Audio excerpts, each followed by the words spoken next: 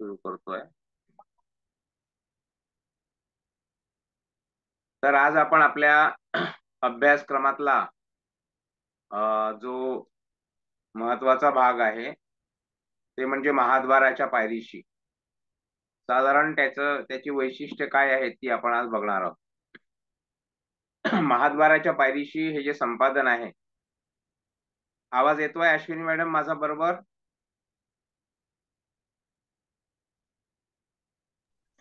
आवाजच नाही येत आहे बरोबर. का बरं येत नाही? प्राची, आवाज येतोय का माझा तुम्हाला? म्हणजे हो सर, येत आहे आवाज. अरे मला येत आहे. अश्विनी मॅडम, तुमच्या नेट कनेक्शन मध्ये काही प्रॉब्लेम आहे का? मला तर नीट वाटत आहे इथे.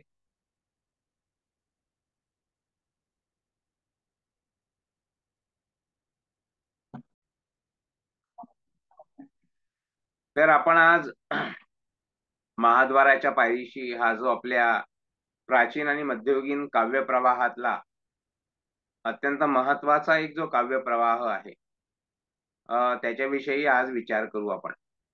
एखाद्या तासिकेमध्ये पुढच्या अजून काही विचार करता येईल आपल्याला, पण आता जास्ती वेळ आपल्याजवळ शिल्लक नाहीये आणि त्याच्यामुळे आपण महाद्वाराच्या पायरीशी म्हणजे उपेक्षितांची अभंगवाणी आहे, उपेक्षित संतांची अभंगवाणी, याला आपण वेदनांची गाणी असं म्हणता येतं. वेदनांची गाणी असं म्हणता येतं कारण की हे असं वैशिष्ट्यपूर्ण काव्य आहे त्या काळातलं, की ज्याच्यामध्ये संतांच्या काव्यातला भक्तीचा सुगंध जो आहे तो पण दरवळताना आपल्याला दिसतो, पण त्याच्यासोबतच त्या काळातल्या समाज व्यवस्थेमध्ये, जाती व्यवस्थेमध्ये आणि अपरिहार्यपणे जो पिचलेला दलित, शोषित, पीडित असा जो वर्ग होता, संतत्वाला पोचलेली मंडळी आहेत ती, पण तरी सुद्धा समाज व्यवस्थेची चौकट आहे ती मात्र त्यांना मोडता आलेली नाही. म्हणजे एका बाजूला आपल्याला असं दिसतं की पंढरपूरच्या वाळवंटामध्ये संत ज्ञानदेवांच्या नेतृत्वात एक नवपरिवर्तन, एक नवी क्रांती झालेली आपल्याला दिसते आणि त्या ठिकाणी वर्ण जाती अवघेची का अप्रमाण किंवा या सगळ्या वर्ण व्यवस्थेचं आणि जाती व्यवस्थेचं जे काही स्वरूप आहे ते भक्तीच्या पातळीवर आणि आध्यात्मिक पातळीवर नाकारणारे ज्ञानदेवांसारखे संत त्या काळामध्ये एक समरसतेचा एक भाव, समरसतेचं वातावरण, संतांच्या विचारांमध्ये जी काही व्यापकता आहे, सर्वांना घेऊन चालण्याची जी व्यापकता आहे, जे का रंजले गांजले त्यासी म्हणे जो आपुले, तोची साधू ओळखावा देव तेथेची जाणावा, ज्यासी अपंगिता नाही त्यासी धरीच हृदय, असं तुकोबाराय जे म्हणतात. किंवा ज्ञानदेवांनी आपल्या सर्व अभंगवाणीमध्ये ज्या गोष्टीचा उच्चार केलेला आहे, हे विश्वची माझे घर, हे विश्वची माझे घर, ऐसी मती जयाची स्थिर, किंबहुना चराचर आपण झाला. आता ही जी वैश्विक अशा प्रकारची एकात्मतेची आणि मानवतेची अनुभूती आहे, आध्यात्मिक मानवतावाद ज्याला आपल्याला म्हणता येईल, ही अनुभूती प्रत्यक्ष आचरणामध्ये संतांच्या आपल्याला दिसत असल्यामुळे सर्व जाती पंथाचे संत निर्माण झालेले दिसतात वारकरी संप्रदायाच्या एका झेंड्याखाली. त्याच्यामुळे एक एक प्रकारची आध्यात्मिक लोकशाही संतांच्या पातळीवर दिसते. जनाबाईंसारखी एक एक प्रकारची सेविका आणि नामदेवांच्या घरी दासी म्हणून नामयाची दासी ज्यांनी म्हणणारी, ती सुद्धा संत जनाबाई म्हणून आणि मोठ्या प्रमाणात अभंग रचना करते. आपल्या मनातला भक्तिभाव, आपल्या मनातला स्त्रीभाव, आपल्या मनातली वेदना व्यक्त करते. संत चोखामेळांसारखे फार मोठे संत सत्पुरुष ज्या काळामध्ये होऊन गेले, ज्यांच्या अस्थी गोळा करून नामदेव महाराजांनी आणि पंढरपूरच्या महाद्वाराच्या पायरीशी त्यांची समाधी आणि निर्माण केली,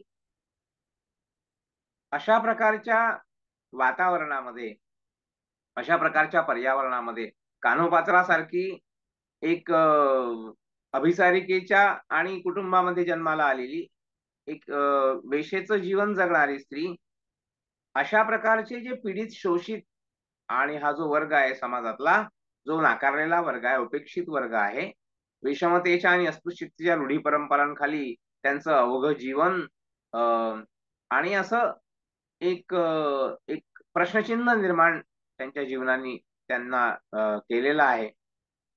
या पातळीवर या पातळीवर संतांच्या पातळीवर, आध्यात्मिक पातळीवर, ज्ञानदेवांच्या, नामदेवांच्या नेतृत्वामध्ये या मांदियाईला आणि एक मान सन्मान, एक महत्वाचं स्थान प्राप्त झालेलं आहे.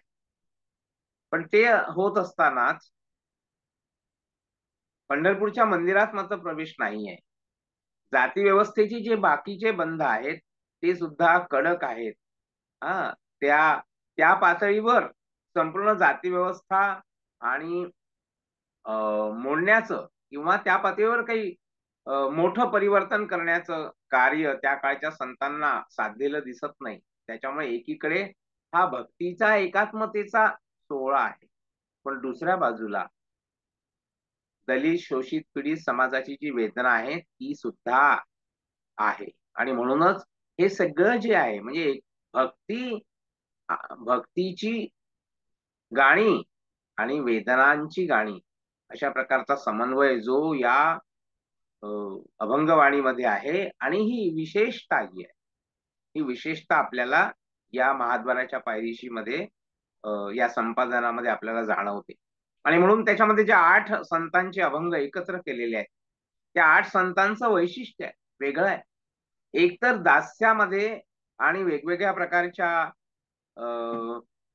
अभावामध्ये जीवन जगणारा दलित, पीडित, शोषित समाज एका बाजूला, दुसऱ्या बाजूला स्त्रीची जी अवस्था आहे म्हणजे दलित दास्य विमोचन, स्त्री दास्य विमोचन या दोन्ही पातळींवर संतांनी एक प्रकारची समता आणि समरसता पंढरपूरच्या वाळवंटामध्ये आणि स्थापन केलेली आहे. पण पंढरपूरच्या मंदिरामध्ये प्रवेश नाही. या पातळीवर जे ते त्यांचं भावविश्व आहे, या पातळीवर त्या संतांचं जे भावविश्व आहे ते भावविश्व या अभंगवाणीमध्ये साकारलेलं आपल्याला दिसतं. आणि तेच या अभंगवाणीचं वैशिष्ट्य आहे. इतर संतांच्या अभंगवाणीमध्ये जी आपल्याला दलितत्वाची आणि स्त्रीत्वाची आणि एक गुलामीची, एक शोषितपणाची वेदना दिसणार नाही ती आपल्याला या अभंगवाणीमध्ये दिसते. आणि महाद्वाराच्या पायरीशी जे अभंगवाणीचं जे महत्वाचं वैशिष्ट्य आहे त्याचं जे आशय सूत्र आहे ते अशा प्रकारच्या आणि अशा प्रकारच्या भावनेनी व्याप्त आहे, अशा प्रकारच्या भावनेनी व्याप्त आहे आणि ते महत्वाचं आहे. याच्यामध्ये जे 8 संतांचा समावेश केलेला आहे त्याच्यामध्ये आपल्याला संत चोखामेळ्यांचं कुटुंब दिसतं. संत चोखामेळा आणि त्यांचं कुटुंब हा एक प्रकारचा चमत्कार आहे. आपण जर आजही आपण विचार केला तर संत चोखामेळा आहेत, त्यांच्या पत्नी आहे सोयराबाई आहे, त्यांचा मुलगा आहे कर्ममेळा, त्यांचा साळा आहे एक प्रकारे बंका आणि त्यांची बहीण निर्मळा. हे असं 5 जणांचं एक कुटुंब आहे, संत चोखामेळ्यांचा परिवार आहे. आणि संत चोखामेळ्यांच्या या परिवारामध्ये एक मिनिट,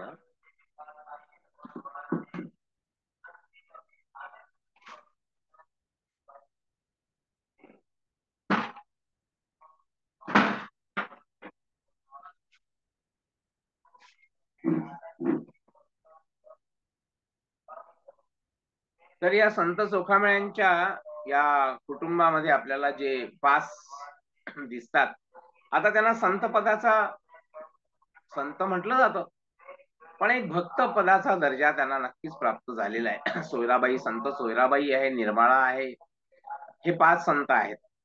आणि या सगळ्यांना एक प्रकारे आपल्याला दिसतं की या मांदियाळीमध्ये महत्वाचं स्थान आहे.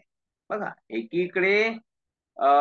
एकीकडे जाती व्यवस्था, वर्ण व्यवस्था, विषमता, अस्पृश्यता, रूढी परंपरा या सगळ्या गोष्टी आहेत, या सगळ्या गोष्टी आहेत आणि त्याचा सामना त्यांना करावा लागत आहे. त्यांचं जीवन आहे, मध्ये एक मालिका पण आली होती त्यांच्या जीवनाचं वर्णन करणारी, की त्यांना कसा त्रास देतात समाजातले अनेक लोक. आणि त्या पार्श्वभूमीवर ते मात्र आपलं जे भक्तीचं तत्व आहे पांडुरंगाशी आणि पंढरपूरच्या वारीचं जे त्यांचं तत्व आहे किंवा पंढरपूरच्या वारीला जाण्याचं जी निष्ठा आहे ती मात्र ते कधीही सोडताना आपल्याला दिसत नाही. आणि आपली आपली जी वेदना आहे ती पंढरपूरच्या पांडुरंगाजवळ व्यक्त करतात. असं हे एक कुटुंब आहे. म्हणून जनाबाईंनी सुद्धा आपल्या अभंगामध्ये जेव्हा उल्लेख केला ना, की विठू माझा लेकरू बाळा, तर त्याच्यामध्ये केवळ काही संतांचा उल्लेख केला नाहीये. त्यांनी सगळ्या संतांचा उल्लेख केला आहे. सगळ्या जातीच्या संतांचा उल्लेख केला आहे. म्हणून आपल्याला दिसतं, की ही सगळी जी समरसता आहे, ही जी समता आहे, जी आध्यात्मिक पातळीवर ज्ञानदेवादी संतांनी महाराष्ट्राच्या भूमीमध्ये स्थापन केली, ही महाराष्ट्रीय संस्कृती आहे. ही महाराष्ट्रीय जीवनमूल्य आहे. ही मराठा तितुका मेळवावा, महाराष्ट्र धर्म वाढवावा, हा महाराष्ट्र धर्म आहे. रामदासांनी आपल्या अभंगामध्ये किंवा आपल्या वचनामध्ये ज्या महाराष्ट्र धर्माची आणि कल्पना केलेली आहे, ज्या ईश्वरनिष्ठांच्या मांदियाळीची कल्पना ज्ञानदेवांनी पसायदानामध्ये केलेली आहे. ईश्वरनिष्ठांची मांदियाळी अनवरत भूमंडळी भेटतो भूता. ही ईश्वरनिष्ठांची मांदियाळी आहे. आणि ईश्वरनिष्ठांच्या मांदियाळीमध्ये जातीपंथ विरहित अशा प्रकारची जी समता समानता आहे, ही अत्यंत लक्षणीय स्वरूपाची आहे, हे आपल्या लक्षात येतं. आणि म्हणून चोखामेळांसारखा संत, म्हणून जनाबाई उल्लेख करतात आपल्या अभंगामध्ये, की विठू माझा लेकरूबाळा संगे गोपाळांचा मेळा. निवृत्ती हा खांद्यावळी सोपानाचा हात धरी, पुढे चाले ज्ञानेश्वर मागे मुक्ताई सुंदर. पंका कडेवरी म्हटलंय बघा, चोखा जीवा बरोबरी, नामा करांगळी धरी. हे जे सगळं संत मंडळ आहे, या संत मंडळाची ही एकात्मता आहे, ही आपल्याला लक्षात येते. या 5 आणि दलित एका परिवारातल्या संतांप्रमाणेच भागू नावाच्या एक संत कवयित्री पण होऊन गेल्या त्याच्या थोड्याशा मागे पुढच्या कालखंडामध्ये. म्हणजे चोखामेळा आणि त्यांचं कुटुंब हे ज्ञानदेव समकालीन आहे. ज्ञानदेव, नामदेव समकालीन आहे, लक्षात घ्या. या लोकांचा कालखंड पण लक्षात घ्या. ज्ञानदेव, नामदेव आणि हे समकालीन आहेत. पुढे आपल्याला तुकाराम, रामदास, शिवाजी महाराज हे समकालीन आहेत. हा जो सुरुवातीचा कालखंड आहे, म्हणजे 13व्या शतकाचा उत्तरार्ध ज्याला आपण म्हणू, त्या 13व्या शतकाच्या उत्तरार्धामध्ये हे सगळं संत मंडळ निर्माण झालेलं आपल्याला दिसतं. ज्याच्यामध्ये सावता माळी आहेत, गोरा कुंभार आहेत, ही सगळी संत मंडळ, त्याच्यामध्ये जनाबाई पण आहे. कारण की नामयाची दासी जनी म्हणणारी जनाबाई ही नामदेवांच्या घरी काम करणारी एक प्रकारची आजच्या भाषेत मोलकरीण आहे. काम करणारी स्त्री आहे आणि तिच्या जातीपातीचा तसा काही पत्ता नाही. काही जण म्हणतात की ती दलित जातीतली स्त्री होती. तर त्या संत जनाबाईचा जो कालखंड आहे, तो या संतांचा एक कालखंड आहे. त्याच्यामध्ये भागू नावाच्या एक कवयित्री आहे. सोबत आणि मग 2 कवयित्री त्याच्यामध्ये आणखी आहेत, त्या म्हणजे कान्होपात्रा आणि जनाबाई, संत जनाबाई. अशा प्रकारे या 8 कवयित्रींची कविता याच्यामध्ये एकत्र झालेली आपल्याला दिसते. चोखोबांची अभंगवाणी जी आहे, आपण जर वाचली तर चोखोबांच्या अभंगवाणीची वैशिष्ट्य म्हणजे महाद्वाराच्या पायरीशी उभे राहणाऱ्या, महाद्वाराच्या उंबरठ्याच्या बाहेर पायरीजवळ उभे राहून ईश्वराची आणि पांडुरंगाची आणि विठ्ठलाची आराधना करणाऱ्या, त्याच्या भेटीसाठी टाहो फोडणाऱ्या त्या संतांच्या अभंगवाणीचं वैशिष्ट्य आपल्याला जे दिसतं, ज्याला आपण उपेक्षितांचं अंतरंग म्हणू. ते उपेक्षितांचे अंतरंग जे आहे, ते उपेक्षितांचं अंतरंग, ती वेदनेची गाणी, ती आपल्याला या अभंगवाणीमध्ये दिसते. त्याचं प्रातिनिधिक रूप जर आपल्याला कशामध्ये दिसत असेल, तर ते संत चोखामेळ्यांच्या अभंगवाणीमध्ये दिसतं. आपण जर एका बाजूला संत चोखामेळ्यांची अभंगवाणी अभ्यासली आणि दुसऱ्या बाजूला आपण जनाबाईची अभंगवाणी अभ्यासली, काही प्रमाणामध्ये कान्होपात्रांची अभंगवाणी अभ्यासली, तर एका बाजूला दलित मनाचं प्रगटीकरण, भक्त असलेल्या, संत असलेल्या दलित मनाचं प्रकटीकरण. आणि हे काय, आजचा जो दलित साहित्याचा प्रवाह जर आपण लक्षात घेतला, तर दलित साहित्याच्या प्रवाहाचं जे उगमस्थान आहे, ते आपल्याला मराठीच्या पुरतं जर आपण बोलायचं झालं, तर ते आपल्याला संत चोखामेळ्यामध्ये पाहायला मिळतं. दलित साहित्यामध्ये जी वेदना, विद्रोह आणि विश्वात्मकता ही त्रिसूत्री आहे, त्यातला जो वेदनेचा भाग आहे, काही प्रमाणामध्ये बंडखोरीचाही भाग आहे. विद्रोही वेगळ्या प्रकारची ती बंडखोरी आहे. म्हणजे चोखामेळा जेव्हा म्हणतात की उस डोंगा परी रस नव्हे डोंगा, काय भुललासी वरली या रंगा. समाजाला प्रश्न विचारतात, एक प्रकारे प्रश्न उपस्थित करतात एक प्रकारे. आपण ते बघणार आहोत. म्हणजे चोखामेळा त्या काळामध्ये विद्रोह जरी तशा पातळीवरचा करत नसले, काही आंदोलन चळवळ जरी करत नसले जाती व्यवस्थेच्या विरुद्ध, तरी त्यांचा जो उद्गार आहे, त्या उद्गारातून आपल्याला एक प्रकारचा विद्रोहाचा भाव दिसतो. प्रश्न उपस्थित करतात समाजावर. म्हणतात ना, की "उस डोंगा परी रस नव्हे डोंगा, काय भुललासी वरलिया रंगा." कोणाला उद्देशून म्हणतात आहे ते? ते समाजाला उद्देशून म्हणतात. चोखा डोंगा परी भाव नव्हे डोंगा.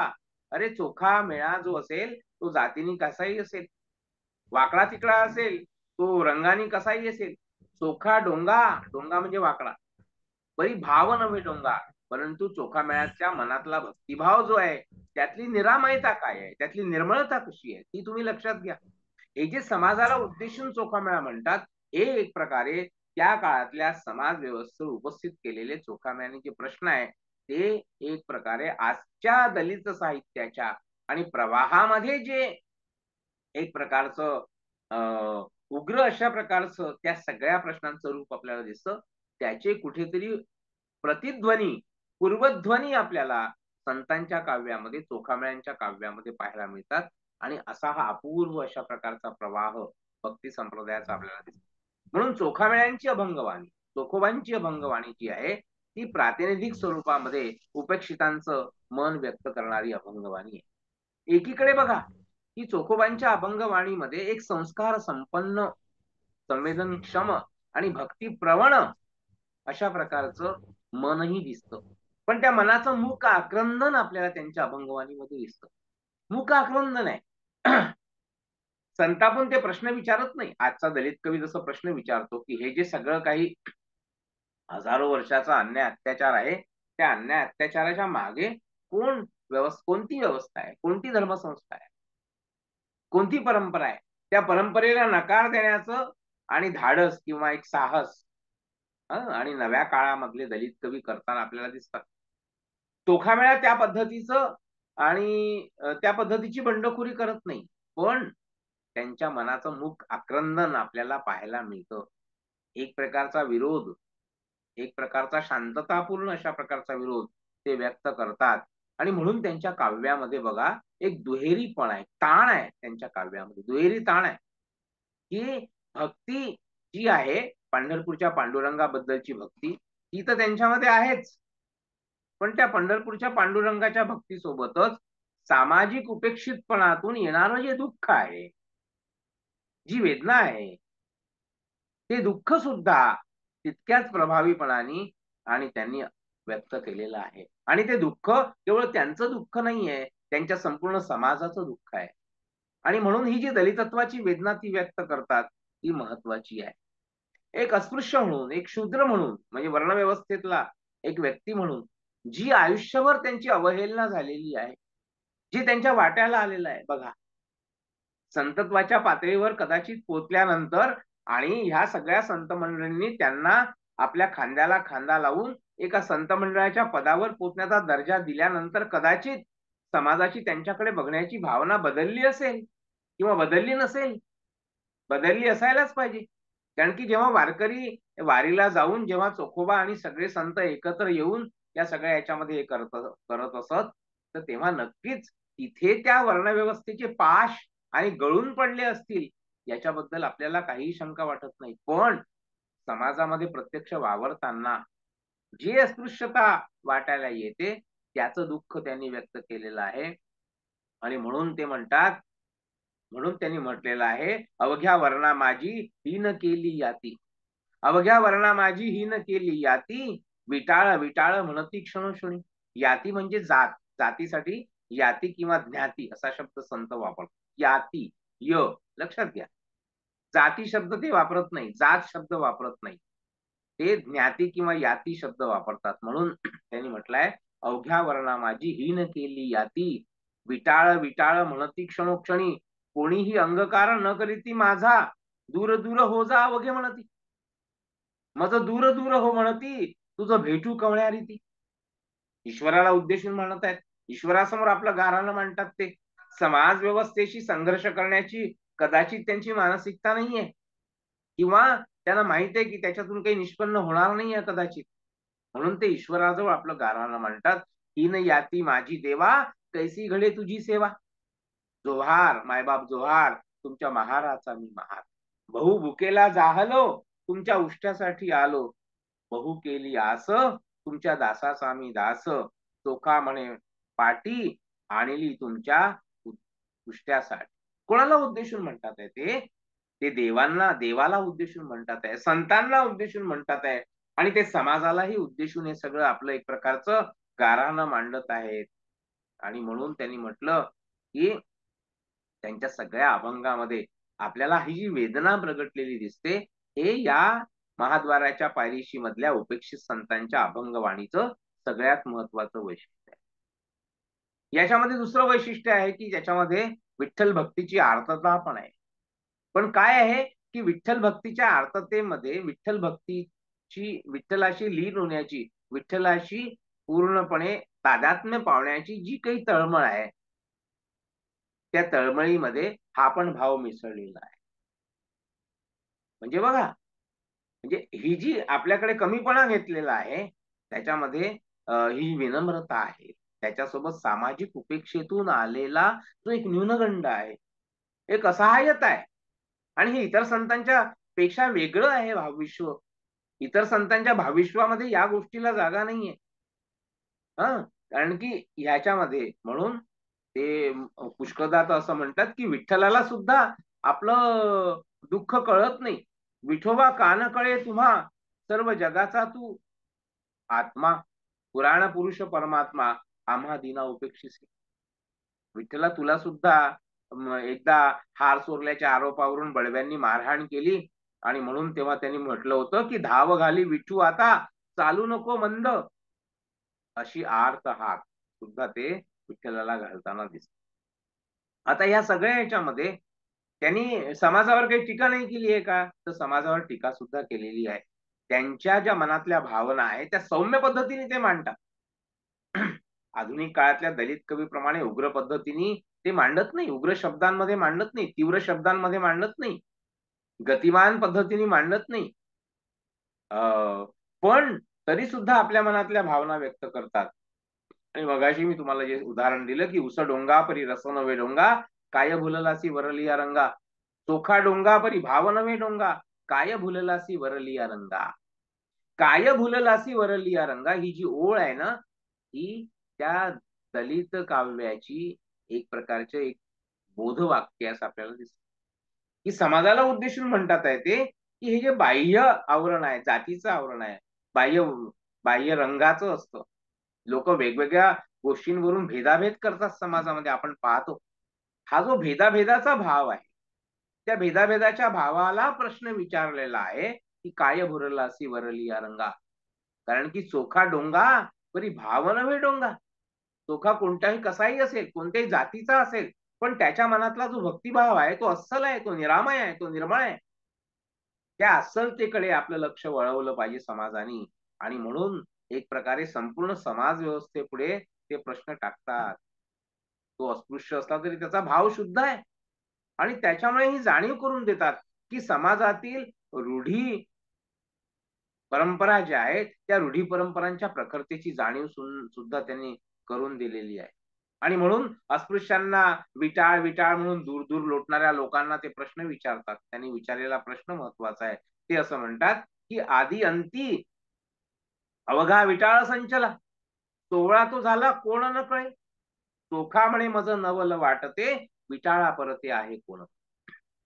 महत्वाचा प्रश्न विचारलेला आहे. आपल्याला माहिती आहे की आपल्या परंपरेमध्ये जन्म आणि मृत्यू या दोन्ही ठिकाणी एक विटाळ मानण्याची पद्धत आहे. विटाळ म्हणजे त्या त्या व्यक्तीपासून अंतर राखायचं. त्याच्या मागे काही दुसरी कारण असू शकतात. पण ही जी पद्धत आहे, म्हणून ते म्हणतात आहे की जन्म आणि मृत्यू या दोन्ही ठिकाणी जर विटाळ आहे, आणि प्रत्येक तिथे तिथे मग जातीपंथ भेद नाहीये. तिथे प्रत्येकच जातीच्या लोक ह्या रूढी परंपरा पाळतात. आणि म्हणून त्यांनी विचारलेलं आहे की मग सगळा हा जो विटाळच आहे, ही एक अस्पर्शतेची भावना त्या सगळ्याच समाजामध्ये आणि या सगळ्या रूढी परंपरेमध्ये आहे, तर विटाळा परत आहे कोण? मग सगळ्या समाजामध्येच विटाळ आहे. मग आमच्याच वाट्याला अशा प्रकारचं हे का आलेलं आहे, असा प्रश्न ते विचार. याच्यासोबतच विठ्ठलाच्या रूपाचं, सगुण रूपाचं वर्णन करणारे त्यांचे अभंग प्रसिद्ध आहेत. श्रीमुखाची शोभा कस्तुरी मळवट, उभा असे नीट विठेवरी, चोखा म्हणे माझ्या जीवाचा जीव तू, पाहता तनु मनु भुलोनी जाय. व्यापक व्यापला तिही त्रिभुवनी, व्यापक व्यापला तिही त्रिभुवनी, चारी वर्ण खानी विठू माझा, शंख चक्र करी वैजयंती माळा, नेसला पिवळा पितांबर, चोखा म्हणे माझा आनंदाचा कंद, नाम हे गोविंद मिरवले. म्हणजे इकडे वेदना व्यक्त होते, पण विठ्ठलाबद्दलचा जो भक्तिभाव आहे, त्याच्या सगुण रूपाबद्दलचा जो भक्तिभाव आहे, आत्यंतिक भक्तिभाव, तो अत्यंत सुंदर अशा प्रकारचं काव्यरूप धारण करतो असं आपल्याला दिसतं. सुखाचे जे सुख चंद्रभागे तटी, कुंडलिका पाठी उभे असे, साजिरे गोजिरे समचरणी उभे, भक्ताची या लोभे विटेवर, असं ते वर्णन करतात. लावण्याचा गाभा त्रैलोक्याची शोभा, विटेवरी उभा पंढरी ये, चोखा म्हणे ऐसा लावण्य पुतळा, जो आम्ही देखिला दृष्टीवरी. अशा प्रकारे विठ्ठलाच्या रूपाचं वर्णन सुद्धा या संतांनी केलेलं आहे. आणि हे सगळ्या संतांनी, म्हणजे आपण ज्या उपेक्षित संतांच्या अभंगवाणीचं वैशिष्ट्य बघतो आहे, त्याच्यामध्ये हे सगळे भाव आहे. म्हणजे एका बाजूला वेदना आहे, म्हणजे जनाबाई जसं आपल्या काव्यामध्ये म्हणते ना, डोईचा पदर आला खांद्यावरी, भरल्या बाजारी जाईन मी. हा जो एक बंडखोरीचा भाव ती व्यक्त करते, डोईचा पदर आला खांद्यावरी, कमरेला पदर खोसून आणि ती या सगळ्या समाजाच्या आणि त्या समतेच्या चळवळीमध्ये उतरलेली एक स्त्री कवयित्री आहे. आणि ती काय म्हणते की भरल्या बाजारी जाईन मी, म्हणजे मी समाजामध्ये सर्वत्र वावरणार आहे, आणि कोणी काही म्हणो, तर हा भक्तीचा डांगोरा जो आहे, कळी काळासी दरारा निर्माण करणारा, तो पिटू भक्तीचा डांगोरा, कळी काळासी दरारा, तुका म्हणे करा जय जयकार आनंद. ही जी ग्वाही आहे, ही जी दुंदुबी आहे समानतेची, ती दुंदुबी याही संतांच्या काव्यामध्ये आपल्याला दिसते. त्याला आपण उपेक्षित संत म्हणतो, वेगवेगळ्या जातीतले संत म्हणतो. विशेषतः दलित जातीतले, शोषित पीडित जातीतले जे संत आहेत, त्यांची अवस्था वेगळी आहे. त्याच्यामुळे पंढरीचं महात्म्य वर्णनही खूप सुंदर त्यांनी केलंय. पंढरीचे सुख नाही त्रिभुवनी, प्रत्यक्ष चक्रपाणी उभा असे, चोखा म्हणे येथे सुखाची निराशी, भोळ्या भाविकासी अखंडित. काय सुंदर वर्णन केलंय.